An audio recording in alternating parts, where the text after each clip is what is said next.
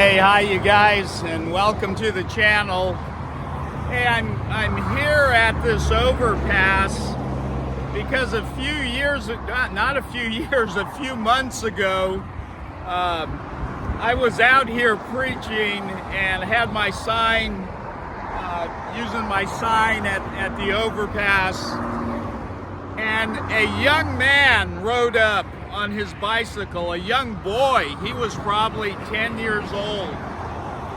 And I thought it was really interesting, the comment he made. As he came up, he says, "Hey, are you a pastor?" And I said, "Oh no, I'm not a pastor, but I'm a street preacher. I come out and proclaim the things of God." I said, just like you. I said, "Hey, how are you doing?"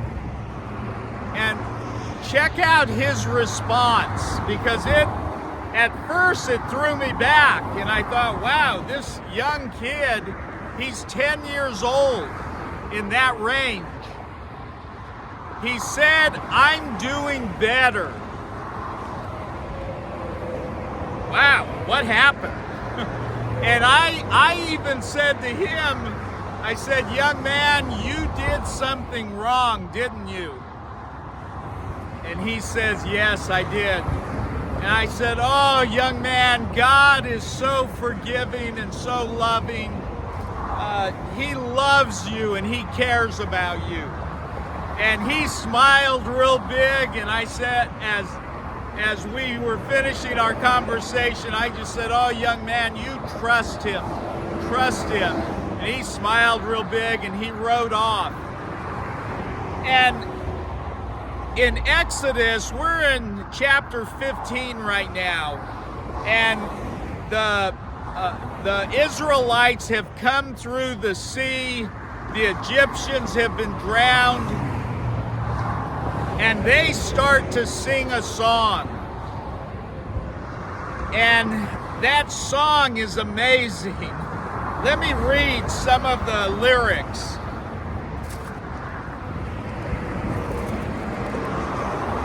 This is starting at about verse 11. "Who is like you, O Lord, among the gods? Who is like you, glorious in holiness, fearful in praises, doing wonders? Who stretched out your right hand? You stretched out your right hand. The earth swallowed them. You in your mercy have led forth the people whom you have redeemed. You have guided them in your strength to your holy habitation. The people will..." Now check out how the song describes the people that Israel's going to be around and be going through. The people will hear and be afraid. Wow.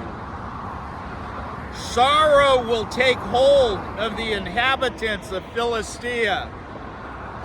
Then the chiefs of Edom will be dismayed.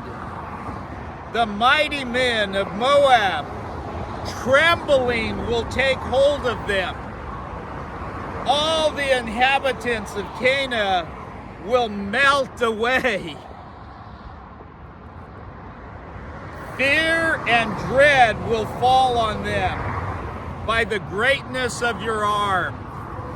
You know, as I've been getting into the world of YouTube and in this channel, I came across a word that at first when I heard it, I'm going, okay, I can define that word, but what does it mean to this generation?